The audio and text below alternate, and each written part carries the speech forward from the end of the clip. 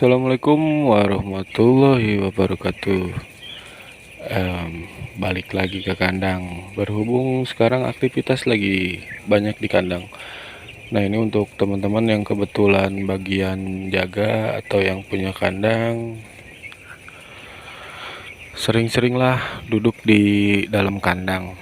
Karena untuk bisa merasakan settingan yang benar, terus melihat perilaku si ayamnya itu sendiri. Nah, kalau misalkan hal itu rutin dilakukan, perilaku ayam, warna bulu, semua perubahan di ayam itu kita hafal persis. Nah, contoh ini sepintas memang terlihat sehat gitu, bagus, bulu juga tidak terlalu tumbuh, jadi si ayam bulat-bulat, dan dari segi warna juga tidak kusam, jadi artinya tidak ada masalah sama suplai oksigen atau tidak bermasalah dengan amoniak. Nah, dan ketika kita duduk di sini pun tidak terasa bau, jadi si udaranya itu segar. Nah, usahakan kalau misalkan duduk di dalam kandang itu coba di depan, di tengah, di belakang, itu dibandingkan. Biasanya tuh kalau misalkan kita duduk di bagian belakang terasa fresh, terasa segar. Nah, itu mesti agak hati-hati, takutnya di bagian depan suplai angin terlalu kencang.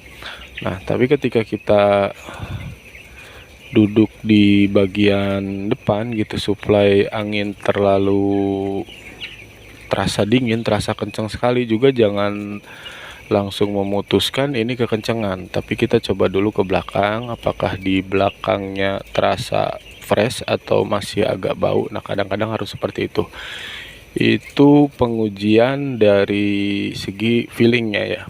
Nah, nanti besoknya kita bisa melihat hasil feeling kita itu seperti apa.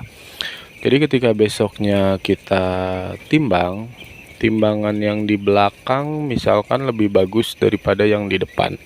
Nah, itu biasanya suplai angin terlalu kencang. Berarti yang di depan kedinginan, yang di belakang dapat eh, kenyamanan yang lebih, sehingga dia bisa tumbuh lebih baik. Namun ketika di belakang jelek bobotnya, sedangkan di depan bagus, nah itu biasanya yang di depan dapat kenyamanan yang bagus, yang di belakang dia kekurangan suplai oksigen, karena oksigen itu sendiri adalah metabolisme, dan metabolisme adalah pertumbuhan di ayam itu sendiri. Nah, jalan tengahnya adalah data-data yang kita kumpulkan itu, timbangan segala macam, itu nanti untuk patokan atau perkiraan kita dalam menentukan settingan. Nah, nanti itu datanya akan terkumpul. Hari ini ketika di setting segini ternyata bobot belakang kalah, bobot depannya bagus, oh berarti di hari ini kita lingkari kurang supply. Di hari besoknya lagi bobot depannya jelek, bobot belakang bagus, oh di hari ini terlalu tinggi settingan angin. Nah, terus kemudian karena kita fokus untuk mempelajari itu, nanti Pak akan sampai pada kesimpulan, oh ternyata ini yang tepat nih seperti ini nih di tengah-tengah, dan bisa dibuktikan nanti di besoknya kita lihat timbangan, oh ternyata hasilnya balance, walaupun beda itu ada beda sedikit. Nah, itu tingkat perbedaan segala macamnya itu akan kita pahami dengan sendirinya seiring berjalannya waktu. Yang penting kita konsisten untuk mempelajari itu semua.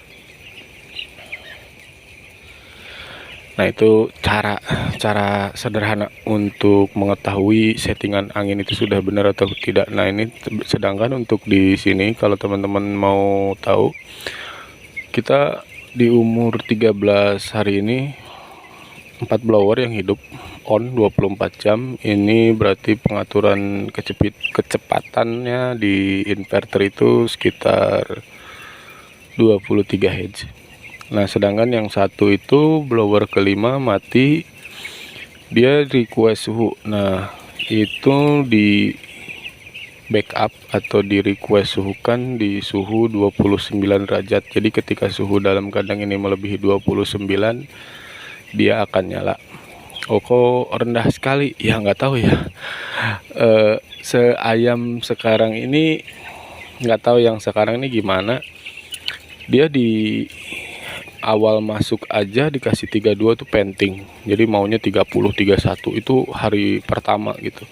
Nah, ini sedangkan di sekarang pun suhu sekitar 27 nih, kalau kita zoom tuh masih ada yang mangap-mangap kayak kepanasan. Bingung kan? Ah, ini padahal malam suhu 20 derajat, tapi ya it's okay lah. Kita coba ngikutin itu dan nanti pembuktiannya kita timbangan. Nah, seperti itu kira-kira eksekusinya di lapangan dalam menentukan settingan angin. Kita nggak terlalu pakai hitung-hitungan, pakai rumus, karena apa? Rumus itu penentuan utamanya kita harus tahu efektivitas blower,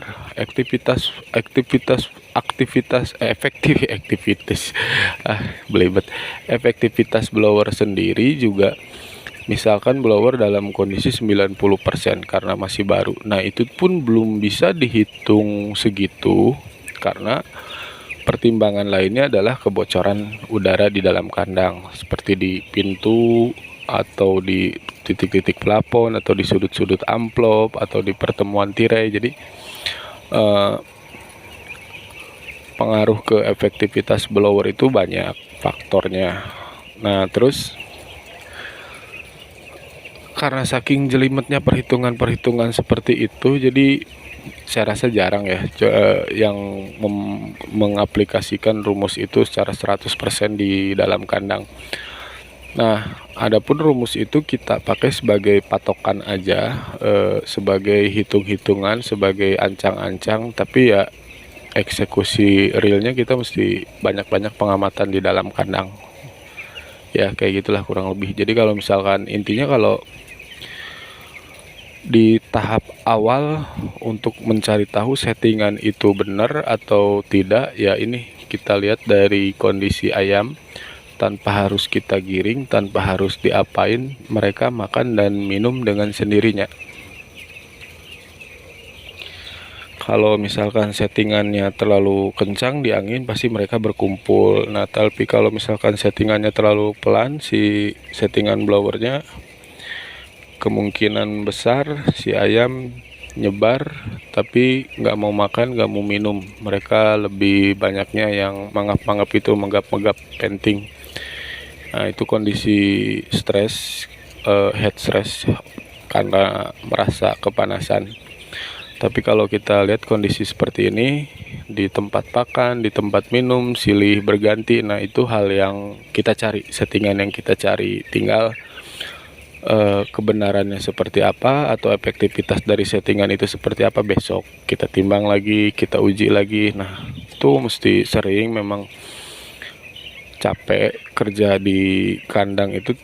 Dan makanya saya selalu pisah antara ABK yang khusus ngasih pakan dan orang yang harus menentukan settingan ini, yang memang benar-benar harus punya teknik, harus punya pengamatan sendiri supaya tidak ada kesalahan di hal teknis yang gitu, dari settingan blowernya, dari settingan pemanas. Nah, ini kita masih hidupkan beberapa arang tuh yang di ember.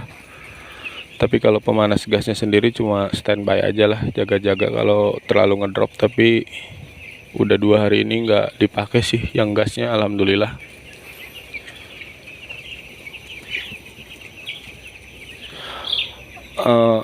Itu satu hal yang wajib dirutinkan di kandang, pengamatan.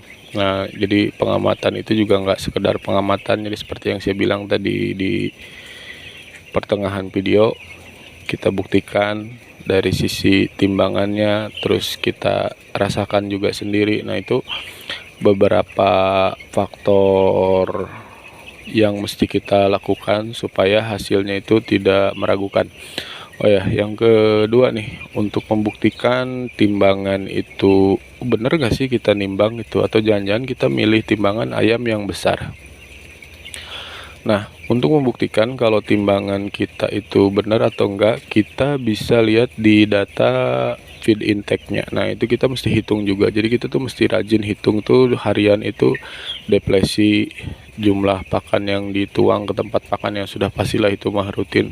Sisa ayam, perkiraan bobot. Nah, yang paling penting itu feed intake itu kita harus hitung juga, karena ketika ada kenaikan bobot drastis pasti itu seiring dengan feed intake-nya yang naik juga. Nah, itu sebabnya feed intake itu penting untuk dihitung supaya ketika terjadi kenaikan bobot di hasil timbangan, bener nggak sih? Nah, tapi feed intake-nya naik, oh ya udah kemungkinan besar benar. Nah, seperti itu. Tapi kalau misalkan timbangan naik nih, beda dari hari kemarin kok tiba-tiba drastis, tapi feed intake-nya justru malah turun. Nah, itu kemungkinan besar kan nimbangnya milih yang besar. Nah, jadi semua metode atau semua langkah di kandang ayam ini harus di cross check, harus dibulak-balik gitu. Berbagai pembuktian harus kita coba supaya mendapatkan hasil yang seakurat mungkin. Ya kira-kira seperti itulah obrolan malam hari ini di kandang. Semoga bermanfaat. Assalamualaikum warahmatullahi wabarakatuh.